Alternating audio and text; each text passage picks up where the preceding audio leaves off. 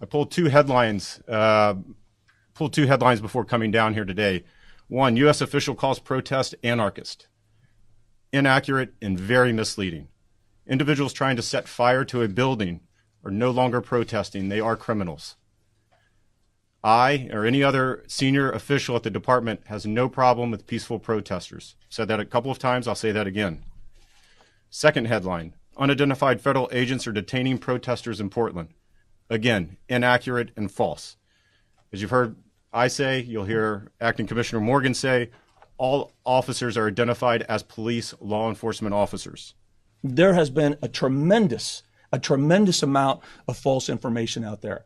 I've seen news reporting after news reporting, tweet after tweet saying, quote, unidentified, masked stormtroopers.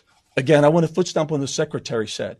It is offensive to refer to these dedicated men and women that are out there as law enforcement professionals to make that reference. It is disgusting. And it's also a lie. As we can see, we've shown you time and time again. So you saw the markings that Deputy Director Klein put out. I wanted to blow that up to show you. Our board TAC agents, for example, this is the identification every single one of them has on their uniform. And this is a baseline. I wanted to bring a real live version. This is what they're wearing. This is a real live version of what they're wearing.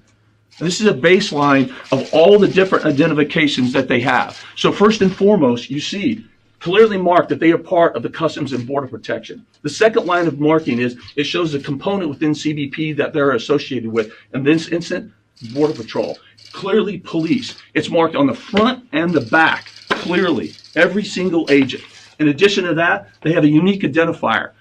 Deputy Director Klein said he doesn't have his officers wear name tags because they're being doxxed. That's exactly right. That's another thing that's absolutely disgusting. So they're not only jeopardizing the lives of the agents, but they're also jeopardizing the lives of their families as they're putting out their home information and they're suggesting that individuals go to their homes. So yes, I, as the acting commissioner, have authorized and supported removing their names from their uniform. Instead, what we have, though, is a personal identifier. So we have that, so we can identify, and we have each identifier associated with a specific name, so we have all that information internally, and we'll share that with the appropriate entities when it's necessary. Our SRT teams, it's the same thing, right? Clearly identified. Different color uniform, clearly identified. So I hope that puts to rest the lies and the false rumors about that they're not properly marked. The last thing that I'll mention about this as well is there's been some additional information out there about how they identify themselves. You will find in each and every instance when we approach somebody who we have probable cause, who has committed a federal crime, we do identify ourselves as either police or a federal agent. What have I done to de-escalate? So if you go back a week to a week and a half, I placed a phone call to the mayor and to the governor. It was very specific. What do you need from the department to help address this situation, to bring the violence to a close and still allow the peaceful protesters to protest each and every night? I can give you personnel, I can give you I can give you no personnel. I can give you capabilities, and I can give you other types of assets to help you address this if you have been overwhelmed. Their response was, no thanks, and please leave the city and take all of your law enforcement with you. That's almost a quote. That was on Wednesday. I didn't do anything with that. That was a conversation. What I saw was later that evening and the next day, they started tweeting about this. They started tweeting about our conversation and turned it into a political issue for them. I'm ready to pull my officers out of there if the violence stops. Portland is unique. There's no other city like it right now that we see this violence at federal courthouses. We have no other teams like has been described here in any other city. It's just Portland.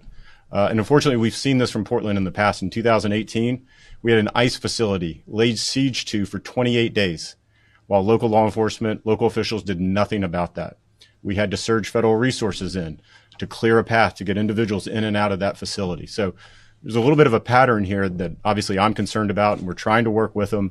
I want to find a peaceful solution, but at the end of the day, we have to, as you've heard, we have to protect the federal property and the law enforcement officers there. What actions would you like to see from the mayor or governor that could help potentially quell the violence? Again, I think the difference between Portland and any other city, and I'll just take Washington, D.C., because that's where we're here. There's a reason that we don't have violent anarchists for 52 nights in D.C., because we have local police and local officials that are working with federal partners to address any type of violent criminal activity like that. So that's my ask. What we know is there's an environment in Portland right now that unless these individuals attack city property, federal or Portland police property, they don't do anything. They don't take any action. They don't make any arrests. They don't do anything of the like. As long as it's pointed at federal facilities, it's hands off for them. So my ask would be to engage like any other city across this country engages. Work with local law enforcement. If you don't want to talk to me, that's fine. Work with local law enforcement and do the job, and let's address the violent criminal activity so that the peaceful protesting can continue.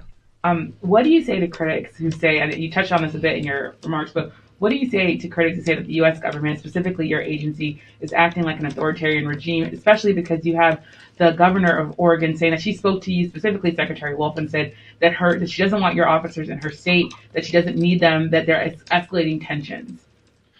Well, what I would say is if you did your job from a local perspective, we wouldn't be there. Just like we're not in any other city with this type of deployment force having to protect other courthouses. The fact that we are there is because local officials are not taking action. They are not protecting, they're not helping to address the situation. I think that is the key difference in whether we look at any other metropolitan city that FPS has facilities that they are protecting. They have a partnership with local law enforcement and they help protect that facility. They'll help make local arrests. They'll help disperse crowds. They'll help do a variety of things when violent activity is occurring. That is not taking place in Portland. So that's the difference between what we see in Portland and what we see any other place. Now, regarding whether it was the mayor or the the governor not wanting us there, okay, I appreciate that. We still have a job to do.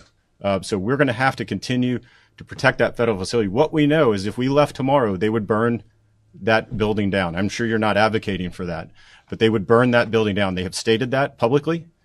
We know they've tried. We have them on video trying that multiple different times. So we have a responsibility. I read it to you. It says the secretary shall protect buildings. It doesn't say you can. It doesn't give me the option. It says I shall. So I'm continuing to use my resources to protect those buildings.